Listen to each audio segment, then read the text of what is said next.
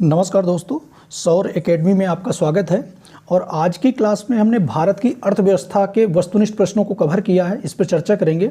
और ये एमपीपीएससी पटवारी और भारत के किसी भी एग्जाम में जहाँ पे जीएस पूछा जाता है, ये बहुत ही इंपॉर्टेंट क्वेश्चन है। ये बार बार एग्जामों में पूछे जाने वाले क्वेश्चन हैं। तो चलिए आज की क्लास की शुरुआत करते हैं। आज का पहला प्रश्न है, भारत की अर्थव्यवस्था है। तो भारत की अर्थव्यवस्था को देख लेते हैं। तो भारत की अर्थव्यवस्था मिश्रित अर्थव्यवस्था को अपनाया गया है। थोड़ा सा इसकी डिटेल चर्चा कर लेते हैं। जो पूंजीवादी अर्थव्यवस्था है, इसमें उत्पादन पर सर्वाधिक जोर दिया जाता है। यदि समाजवादी अर्थव्यवस्था की बात करें तो ये केंद्रीकृत नियोजित अर्थव्यवस्था, इसे गैर बाजारी अर्थव्यवस्था भी कहते हैं। भारत में मिश्रित अर्थव्यवस्था को अपनाया गया है, जिसमें पूंजीवादी और समाजवादी दोनों के लक्षण मिलते हैं। तो भारत की अर्थव्यवस्था कौन सी है? मिश्रित अर्थव्यवस्था। नेक्स्ट देख लेते हैं। अर्थव्यवस्था की आर्थिक गतिविधियों को कितने क्षेत्रों में बांटा गया है? तो अर्थव्यवस्था की जो आर्थिक गतिविधियां हैं उनको 3 क्षेत्रों में बांटा गया है। 3 क्षेत्र कौन कौन से हैं? प्राथमिक, द्वितीयक और तृतीयक। जो प्राथमिक क्षेत्र में आते हैं तो इसमें कृषि, पशुपालन, मत्स्य पालन, खनन इत्यादि क्षेत्र आते हैं। और इसमें जो श्रमिक संलग्न होते हैं उन्हें रेड कॉलर जॉब भी कहते हैं। यदि हम भारत की बात करें तो इसका जीडीपी में 17% योगदान है। जीडीपी में कितना प्रतिशत योगदान है? 17%। और ये 53% लोगों को रोजगार देता है, कृषि क्षेत्र। तो जो प्राथमिक क्षेत्र आता है इसमें कौन कौन से आते हैं? कृषि, पशुपालन, मत्स्य पालन आता है। यदि हम द्वितीयक क्षेत्र की बात करें तो ये औद्योगिक गतिविधियां आती हैं। और इसमें जो प्राथमिक क्षेत्र के जो उत्पाद होते हैं उसमें ये कच्चे माल के रूप में इस्तेमाल करते हैं, तो ये भी याद रखिएगा। और जीडीपी में योगदान देखें तो इसका 31% है। जीडीपी में योगदान 31% है। और यदि हम तृतीयक क्षेत्र की बात करें तो इसमें सेवा क्षेत्र आता है। इसमें कौन सा क्षेत्र आता है? सेवा क्षेत्र आता है, जिसमें बीमा, चिकित्सा, शिक्षा, पर्यटन, बैंकिंग इत्यादि क्षेत्र आते हैं। और ये जीडीपी की में बात करें तो ये 53% हिस्सा आता है जीडीपी में। सर्वाधिक क्षेत्र जो देश का जीडीपी में तृतीयक क्षेत्र से आता है। तो इस तरह से तीनों अर्थव्यवस्थाओं को हमने देख लिया। आर्थिक गतिविधियों के आधार पर 3 क्षेत्रों में बांटा गया है। चलिए नेक्स्ट देखते हैं। कृषि, वानिकी, मत्स्य तथा खनन किस क्षेत्र में आते हैं? अभी हमने इसके विषय में चर्चा किया। ये प्राथमिक क्षेत्र में आते हैं। जो कृषि वाला क्षेत्र है वो प्राथमिक क्षेत्र में आता है। और ये जीडीपी में 17% का योगदान करता है। और भारत में सर्वाधिक रोजगार जो मिलता है वो इसी क्षेत्रों से मिलता है। ये 53% रोजगार को कवर करता है। चलिए नेक्स्ट देखते हैं। निम्न में से कौन द्वितीयक क्षेत्र का भाग है? तो यदि इसमें देखें तो द्वितीयक क्षेत्र औद्योगिक प्रणाली की गतिविधियां आती हैं। लोहा, इस्पात उद्योग, विनिर्माण, इलेक्ट्रॉनिक, ये तीनों ही क्षेत्र द्वितीयक क्षेत्र के भाग हैं। नेक्स्ट देख लेते हैं। अर्थव्यवस्था के तृतीयक क्षेत्र में किसे शामिल किया जाता है? तो जो अर्थव्यवस्था के तृतीयक क्षेत्र में सेवा को शामिल किया जाता है। अभी हमने डिस्कस किया था, सेवा को शामिल किया जाता है। इसमें बैंकिंग, बीमा, चिकित्सा, शिक्षा, पर्यटन इत्यादि आता है। और यदि हम इसके जीडीपी में हिस्सेदारी की बात करें तो ये 53% हिस्सेदारी है जीडीपी में। भारत का जीडीपी का सर्वाधिक योगदान सेवा क्षेत्र का ही है। नेक्स्ट देख लेते हैं। योजना आयोग का गठन कब किया गया था? योजना आयोग का गठन कब किया गया था? तो योजना आयोग का जो गठन किया गया था वो 15 मार्च 1950 में किया गया था। योजना आयोग का गठन कब किया गया था? 15 मार्च, ये डेट याद रखिएगा, 15 मार्च 1950 को किया गया था। और जिसकी अनुशंसा पर प्रथम पंचवर्षीय योजना 1 अप्रैल 1951 लागू हुई। और यदि योजना की बात करें तो ये केसी नियोगी समिति की सिफारिश पर इसका गठन किया गया था। किस समिति की सिफारिश पर?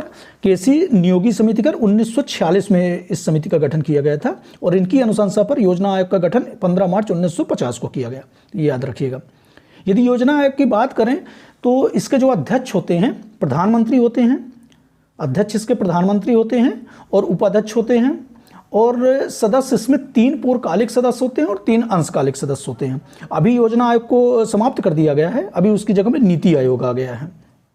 नेक्स्ट देख लेते हैं। नीति आयोग का अध्यक्ष कौन होता है? तो अभी हम चर्चा कर रहे थे, योजना आयोग के स्थान पर अभी नीति आयोग आ गया है। उसके जो अध्यक्ष होते हैं वो प्रधानमंत्री होते हैं। 15 अगस्त 2014, ये डेट भी याद रखिएगा, 15 अगस्त 2014 से नीति आयोग प्रभाव में है। नीति आयोग की यदि हम फुल फॉर्म की बात करें तो राष्ट्रीय भारत परिवर्तन संस्थान है। राष्ट्रीय भारत परिवर्तन संस्थान है, national institute for transforming India, जिसे नीति आयोग कहा जाता है। और यदि हम इसकी संरचना की बात करें तो इसके अध्यक्ष भी प्रधानमंत्री होते हैं और इसमें उपाध्यक्ष होते हैं, जो वर्तमान में उपाध्यक्ष है डॉक्टर सुमन बेरी। चलिए देख लेते हैं नेक्स्ट। नीति आयोग के प्रथम उपाध्यक्ष कौन थे? तो जो नीति आयोग के प्रथम उपाध्यक्ष थे अरविंद पनगड़िया है। नीति आयोग के प्रथम उपाध्यक्ष कौन थे? अरविंद पनगड़िया। यदि वर्तमान की बात करें तो कौन है? सुमन बेरी, डॉक्टर सुमन बेरी, ये याद रखिएगा। अभी हाल में इनका 1 मई 2022 से इन्होंने कार्यभार संभाला था, तो प्रश्न पूछा जा सकता है, बहुत इंपॉर्टेंट प्रश्न है। और यदि हम स्ट्रक्चर की बात करें नीति आयोग की स्ट्रक्चर की बात करें तो इसके अध्यक्ष कौन होते हैं? प्रधानमंत्री। उपाध्यक्ष प्रधानमंत्री द्वारा नियुक्त विशेषज्ञ होते हैं, जो वर्तमान में सुमन बेरी हैं। इसके पदेन अध्यक्ष जो होते हैं वो 4 मंत्री होते हैं, जिनमें गृह मंत्री, वित्त मंत्री, कृषि मंत्री और रेलवे मंत्री आते हैं, ये भी याद रखेगा। पदेन सदस्य जो होते हैं और पूर्णकालिक सदस्य 5 होते हैं। इस तरह से इसकी संरचना है। नेक्स्ट देख लेते हैं राष्ट्रीय विकास परिषद। राष्ट्रीय विकास परिषद का गठन कब किया गया था? तो ये किया गया था 6 अगस्त 1952 को। कब किया गया था? 6 अगस्त 1952 को राष्ट्रीय विकास परिषद का गठन किया गया था। और यदि राष्ट्रीय विकास परिषद के अध्यक्ष की बात करें तो इसके भी अध्यक्ष प्रधानमंत्री होते हैं। इस तरह से ये भी याद रखिएगा। इसके अलावा सभी राज्यों के मुख्यमंत्री, सभी केंद्र शासित प्रदेशों के प्रशासक, सभी कैबिनेट मंत्री और योजना आयोग के सदस्य भी इसमें आते हैं। चलिए नेक्स्ट देखते हैं। प्रथम पंचवर्षीय योजना किस मॉडल पर आधारित थी? जो प्रथम पंचवर्षीय योजना की बात करें तो ये हेरोल्ड डोमर मॉडल पर आधारित थे। किस मॉडल पर? हेरोल्ड डोमर मॉडल पर। और इसका जो कार्यकाल रहा है 1 अप्रैल 1951 से लेकर 56 तक रहा, ये याद रखिएगा। जो प्रथम पंचवर्षीय योजना है 1 अप्रैल 1951 से लेकर 56 तक प्रभाव में रही। और इस योजना की जो प्राथमिकता थी कृषि एवं सिंचाई क्षेत्र, कृषि एवं सिंचाई क्षेत्र, ये इस योजना की प्राथमिकता थी। और यदि हम महालनोबिस मॉडल की बात करें तो ये द्वितीय पंचवर्षीय योजना को प्रस्तुत किया था। द्वितीय पंचवर्षीय योजना महालनोबिस मॉडल पर आधारित थी, तो ये भी याद रखिएगा। चलिए नेक्स्ट देखते हैं पंचवर्षीय योजना की अवकाश अवधि कब रही? तो जो पंचवर्षीय योजना की अवकाश अवधि रही ये 1966 से 1969 रही। कब रही? 1966 से 1969। ये तीसरी पंचवर्षीय योजना के पश्चात लागू हुई थी। और यदि हम इसके फैक्ट की बात करें तो जो 1966 में रुपए का दूसरी बार अवमूल्यन किया गया था। रुपए का दूसरी बार अवमूल्यन कब किया गया था? 1966 में। 1966 में रुपए का दूसरी बार अवमूल्यन किया गया था। और 1966-67 में हरित क्रांति की जो शुरुआत हुई थी, 1966-67 में हरित क्रांति की शुरुआत भी इसी अवकाश प्लान में हुई थी। पंचवर्षीय योजना का अवकाश अवधि में हुई थी हरित क्रांति, जो बहुत सफल रही, तो ये भी याद रखिएगा। नेक्स्ट देख लेते हैं रोलिंग प्लान किस पंचवर्षीय योजना में बनाया गया था? तो जो रोलिंग प्लान बनाया गया था वो 6ठी पंचवर्षीय योजना में बनाया गया था। हालांकि 5वीं पंचवर्षीय योजना के अंत में रोलिंग प्लान बनाया गया था। जो रोलिंग प्लान था 1978 से 80 के बीच में आया था। जब जनता दल सरकार आई थी तो रोलिंग प्लान 2 वर्षीय बनाया था। उसके बाद 6ठी पंचवर्षीय योजना 1980 से 85 में लागू हुई थी, जब कांग्रेस गवर्नमेंट आई थी, तो ये भी याद रखिएगा। नेक्स्ट देख लेते हैं 12वीं पंचवर्षीय योजना का कार्यकाल क्या था? तो ये सभी को पता है, 12वीं पंचवर्षीय योजना का कार्यकाल 2012 से 2017 रहा। जो 12वीं पंचवर्षीय योजना का 2012 से 2017 रहा। और वर्तमान में मोदी सरकार ने पंचवर्षीय योजनाओं को वर्ष 2017 से के बाद बनाना बंद कर दिया था। अभी नीति आयोग है। और यदि 12वीं पंचवर्षीय योजना की बात करें तो ये अंतिम पंचवर्षीय योजना भी है। 12वीं पंचवर्षीय योजना कौन सी है? अंतिम पंचवर्षीय योजना है। जिस तरह से इन फैक्टों को भी याद रखिएगा। नेक्स्ट देख लेते हैं सामुदायिक विकास का आशय क्या है? तो सामुदायिक विकास का आशय है सामुदायिक विकास और प्रगति, सभी तरह की प्रगति, स्थानीय स्तर पर सभी प्रकार से विकास सामुदायिक विकास कहलाता है। नेक्स्ट देख लेते हैं सामुदायिक विकास योजना के जो उद्देश्य क्या क्या हैं? तो ग्रामीण जनता के मानसिक दृष्टिकोण में परिवर्तन करना, ये भी सामुदायिक विकास का उद्देश्य है। ग्रामीण समुदाय में स्वास्थ्य की रक्षा करना, स्वास्थ्य प्रणालियां विकसित करना, राष्ट्र के भावी नागरिकों के रूप में युवकों के समुचित व्यक्तित्व का विकास करना, तो ये भी है। तो इस तरह से इसका जो राइट आंसर हो जाएगा तीनों, सामुदायिक विकास में तीनों ही इस योजना का उद्देश्य है।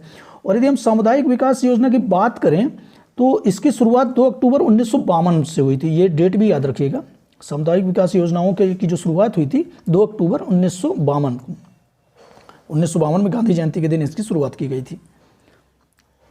नेक्स्ट देख लेते हैं, केंद्रीय सांख्यिकी संगठन का मुख्यालय कहाँ है? जो केंद्रीय सांख्यिकी संगठन का मुख्यालय है वो दिल्ली में है, नई दिल्ली में है। कहाँ है केंद्रीय सांख्यिकी संगठन का मुख्यालय? नई दिल्ली में। और ये किस मंत्रालय के अंतर्गत काम करता है? तो ये सांख्यिकी एवं कार्यक्रम क्रियान्वयन मंत्रालय के अंतर्गत काम करता है। किसका मंत्रालय के अंतर्गत? सांख्यिकी एवं कार्यक्रम क्रियान्वयन मंत्रालय भारत सरकार के अंतर्गत काम करता है। और इसका जो उद्देश्य है, सांख्यिकी गतिविधियां, जो भारत की सांख्यिकी गतिविधियां हैं उनमें समन्वय एवं सांख्यिकी मानकों के विकास एवं अनुरक्षण है तो उत्तरदायी संगठन है। तो ये भी याद रखिएगा, केंद्रीय सांख्यिकी संगठन, मुख्यालय इसका नई दिल्ली में है। नेक्स्ट देख लेते हैं, राष्ट्रीय आय की गणना का आधार वर्ष क्या है? तो जो राष्ट्रीय आय की गणना का आधार वर्ष है वो 2011-12 है। 2011-12, इससे पूर्व 2004-5 था। अभी जो वर्तमान में है वो 2011-12 है राष्ट्रीय गणना का आधार। नेक्स्ट देख लेते हैं, योजना आयोग द्वारा किस वर्ष आधिकारिक रूप से गरीबी निवारण का प्रयास किया गया? तो ये वर्ष 1977 में। कब किया गया था? वर्ष 1977 में, 5वीं पंचवर्षीय योजना के दौरान। किस योजना के दौरान? 5वीं पंचवर्षीय योजना के दौरान। और इस योजना का जो मुख्य उद्देश्य था गरीबी उन्मूलन तथा आत्मनिर्भरता। यदि 5वीं पंचवर्षीय योजना की बात करें तो ये श्रीधर मॉडल पर आधारित है। 5वीं पंचवर्षीय योजना किस मॉडल पर आधारित थी? श्रीधर मॉडल पर। यह भी याद रखिएगा, श्रीधर मॉडल पर आधारित थी। और इसी योजना के दौरान आरआरबी क्षेत्रीय ग्रामीण बैंक 1975 में इसकी स्थापना की गई थी। तो ये भी याद रखिएगा। चलिए नेक्स्ट देखते हैं, भारत में गरीबी का आकलन किस आधार पर किया जाता है? तो जो भारत में गरीबी का आकलन किया जाता है वो कैलोरी के आधार पर किया जाता है। किस आधार पर? कैलोरी के आधार पर। ग्रामीण क्षेत्रों में 2400 कैलोरी और शहरी क्षेत्रों में 2100 कैलोरी। यदि इनसे कम कैलोरी की मात्रा उन्हें प्राप्त हो रही है तो वो गरीबी रेखा के अंतर्गत आते हैं। तो आकलन किस आधार पर किया जाता है? कैलोरी पर। और ये भी याद रखिएगा, ग्रामीण क्षेत्रों की जो कैलोरी की मात्रा 2400 कैलोरी और शहरी क्षेत्रों में 2100 कैलोरी रखी गई है। नेक्स्ट देख लेते हैं, सुरेश तेंदुलकर की रिपोर्ट, सुरेश तेंदुलकर समिति की रिपोर्ट के अनुसार देश में गरीबी का आंकड़ा कितना है? तो ये है 37.2%। कितना है? 37.2%। और जो सुरेश तेंदुलकर का समिति का जो गठन किया गया था वो 2004 में समिति का गठन किया गया था। कब किया गया था? 2004 में। और इसने अपनी रिपोर्ट जो प्रस्तुत की थी 2009 में प्रस्तुत की थी। इसने अपनी रिपोर्ट कब प्रस्तुत की थी? 2009 में। तो ये भी याद रखिएगा। नेक्स्ट देख लेते हैं, भारत में कौन सी बेरोजगारी पाई जाती है? तो यहाँ पे जो ऑप्शन दिए हुए हैं, संरचनात्मक बेरोजगारी, अदृश्य बेरोजगारी और मौसमी बेरोजगारी, ये तीनों ही प्रकार की बेरोजगारी भारत में पाई जाती है। तो इसका जो राइट आंसर हो जाएगा तीनों उपरोक्त सभी। और यदि हम इसकी चर्चा कर लें, डिटेल चर्चा कर लें, संरचनात्मक बेरोजगारी जो होती है, किसी अर्थव्यवस्था के उत्पादन प्रक्रिया में संरचनात्मक परिवर्तन से उत्पन्न बेरोजगारी जो होती है, जो संरचनात्मक परिवर्तन होते हैं उसमें से जो उत्पन्न बेरोजगारी होती है वो क्या कहलाती है? संरचनात्मक बेरोजगारी। ये दीर्घकालिक बेरोजगारी होती है। यदि हम अदृश्य बेरोजगारी की बात करें तो इस प्रकार की बेरोजगारी कृषि क्षेत्र में होती है। इसके अंतर्गत श्रमिक बाहर से तो काम में लगे हुए प्रतीत होते हैं किंतु वास्तव में उस श्रमिकों को उस कार्य की आवश्यकता नहीं होती। अर्थात यदि हम कोई काम चल रहा है और उसमें से कुछ श्रमिकों को निकाल दिया जाए तो उसके उत्पादन में कोई प्रभाव नहीं पड़ता और ये अदृश्य बेरोजगारी कहलाती है। ये कृषि क्षेत्र में अमूमन होती है। अदृश्य बेरोजगारी को प्रच्छन्न बेरोजगारी भी बोला जाता है। यदि मौसमी बेरोजगारी की बात करें तो ये भी कृषि क्षेत्र में होती है और यदि हम अमूमन देखें तो कृषि क्षेत्र में 7 से 9 महीने ही काम रहता है। उसके बाद जो बचे वर्ष होते हैं वो बेरोजगारी के उसमें होते हैं। तो इसमें जो संलग्न श्रमिक होते हैं वो बेरोजगार होते हैं। तो इस तरह से भारत में तीनों ही बेरोजगारी हैं, संरचनात्मक बेरोजगारी, अदृश्य बेरोजगारी और मौसमी बेरोजगारी। नेक्स्ट देख लेते हैं, स्वतंत्रता प्राप्ति के पश्चात भारत में प्रथम औद्योगिक नीति की घोषणा कब की गई थी? तो जो स्वतंत्रता प्राप्ति के पश्चात भारत में प्रथम औद्योगिक नीति की घोषणा ये 1948 में की गई थी। अभी तक टोटल 6 औद्योगिक नीतियों की घोषणा की गई है। प्रथम जो थी 1948 में थी और जो 6वीं या नवीन औद्योगिक नीति की बात करें तो वो 1991 में थी। 1991 की औद्योगिक नीति बहुत महत्वपूर्ण है क्योंकि इसमें हमने उदारीकरण अर्थव्यवस्था को अपनाया था, LPG मॉडल को अपनाया था। LPG लिबरलाइजेशन, प्राइवेटाइजेशन, ग्लोबलाइजेशन, निजीकरण, उदारीकरण और वैश्वीकरण, इस नीति को अपनाया था 1991 में, और ये छठवीं औद्योगिक नीति के अंतर्गत आता है, तो ये याद रखिएगा। और इसे नई औद्योगिक नीति भी कहते हैं। यदि नई औद्योगिक नीति की बात की जाए तो वो 1991 वाली है। नेक्स्ट देख लेते हैं, भारत में नई औद्योगिक नीति की घोषणा कब की गई थी? अभी हमने चर्चा किया 1991 में। ये एलपीजी मॉडल पर आधारित है, और इस समय जो प्रधानमंत्री थे जब ये औद्योगिक नीति को अपनाया गया था तो पीवी नरसिंहा राव। और यदि हम इसे नरसिंहा राव मॉडल भी बोला जाता है। चलिए नेक्स्ट देख लेते हैं, निम्न में से कौन सी महारत्न कंपनी नहीं है? तो यदि हम इनमें से बात करें तो ओएनजीसी महारत्न कंपनी है, गैल महारत्न कंपनी, बीपीसीएल महारत्न कंपनी, एमटीएनएल महारत्न कंपनी नहीं है। तो इसका जो राइट आंसर हो जाएगा एमटीएनएल। अभी भारत में 11 महारत्न कंपनियां हैं जिन्हें महारत्न कंपनियों का दर्जा दिया गया है, तो ये भी याद रखिएगा। नेक्स्ट देख लेते हैं, राउरकेला उड़ीसा इस्पात संयंत्र की स्थापना किसकी सहायता से की गई थी? तो ये जर्मनी की सहायता से की गई थी। जो राउरकेला उड़ीसा इस्पात संयंत्र की स्थापना हुई थी, ये जर्मनी की सहायता से हुई थी, और ये द्वितीय पंचवर्षीय योजना के अंतर्गत है। द्वितीय पंचवर्षीय योजना का जो कार्यकाल चल रहा था उसके अंतर्गत है, तो ये भी याद रखिएगा। ये भी पूछा जा सकता है कि राउरकेला उड़ीसा इस्पात संयंत्र किस पंचवर्षीय योजना के अंतर्गत इसकी स्थापना हुई थी? तो द्वितीय पंचवर्षीय योजना का कार्यकाल के दौरान हुई थी। नेक्स्ट देख लेते हैं, भारतीय रिजर्व बैंक ऑफ इंडिया की स्थापना कब हुई? तो भारतीय रिजर्व बैंक ऑफ इंडिया की स्थापना 1 अप्रैल 1935 को हुई थी। कब हुई थी? 1 अप्रैल 1935 को हुई थी। और किस प्रावधान के तहत की हुई थी? तो भारतीय रिजर्व बैंक अधिनियम 1934, भारतीय रिजर्व बैंक अधिनियम 1934 के तहत इसकी स्थापना हुई थी। उस शुरुआती दौर पे तो ये निजी स्वामित्व में थी, बाद में इसका 1949 में 1949 में इसका क्या कर दिया गया? राष्ट्रीयकरण कर दिया गया था। तो ये भी डेट याद रखिएगा कि इसका राष्ट्रीयकरण कब किया गया था? 1949 में और इसकी स्थापना 1 अप्रैल 1935 में हुई थी। प्रावधान क्या था? भारतीय रिजर्व बैंक अधिनियम 1934। नेक्स्ट देख लेते हैं, केंद्रीय बैंकिंग जांच समिति, ये हमने ये चर्चा कर ली है, ये भारतीय स्टेट बैंक है जिसकी स्थापना 1 अप्रैल 1935 में हुई थी और राष्ट्रीयकरण 1949 में हुआ था। भारतीय स्टेट बैंक है, भारतीय स्टेट बैंक किस टाइप का बैंक है? तो ये सार्वजनिक क्षेत्रक बैंक है। किस टाइप का बैंक है? सार्वजनिक क्षेत्रक बैंक है। नेक्स्ट देख लेते हैं, वर्ष 1980 में कितने बैंकों का राष्ट्रीयकरण हुआ था? तो जो वर्ष 1980 में 6 बैंकों का राष्ट्रीयकरण हुआ था। कितने बैंकों का? 6 बैंकों का राष्ट्रीयकरण हुआ था, और ये छठी पंचवर्षीय योजना, ये भी याद रखिएगा, छठी पंचवर्षीय योजना के दौरान हुआ था। नेक्स्ट देख लेते हैं, भारतीय महिला बैंक का विलय किस बैंक में कर दिया गया? तो जो भारतीय महिला बैंक है इसका विलय जो कर दिया गया था भारतीय स्टेट बैंक में। भारतीय महिला बैंक की जो स्थापना हुई थी वो 2013 में प्रभाव में आई थी, और 2017 में इसे भारतीय स्टेट बैंक के साथ मर्ज कर दिया गया था। तो इसका जो राइट आंसर हो जाएगा, भारतीय महिला बैंक का विलय भारतीय स्टेट बैंक में कर दिया गया। नेक्स्ट देख लेते हैं, भारत का पहला इस्लामिक बैंक स्थापित किया गया है। तो जो भारत का पहला इस्लामिक बैंक है वो कोची में स्थापित किया गया है। कहाँ पे? कोची में। ये याद रखिएगा। इसमें राज्य की जो हिस्सेदारी है वो 11% है, ये भी याद रखिएगा। इस तरह से हमने अर्थव्यवस्था के महत्वपूर्ण वस्तुनिष्ठ प्रश्नों को कवर किया। इसके बाकी के क्वेश्चनों को हम नेक्स्ट क्लास में कवर करेंगे। वीडियो को पूरा देखिए, अधिक से अधिक लोगों तक शेयर कीजिए, और ये बहुत इंपॉर्टेंट प्रश्न है। ये हर एग्जाम में आने वाले, भारत के किसी भी एग्जाम में जिसमें जीएस पूछा जाता है वो सारे एग्जामों में ये प्रश्न आते हैं, चाहे एमपीपीएससी हो, पटवारी हो, एसएससी हो, किसी भी एग्जाम में पूछे जाने वाले आते हैं। तो इसके बाकी बचे हुए क्वेश्चन को हम दूसरे वीडियो में कवर करते हैं। आज का वीडियो समाप्त करते हैं। धन्यवाद।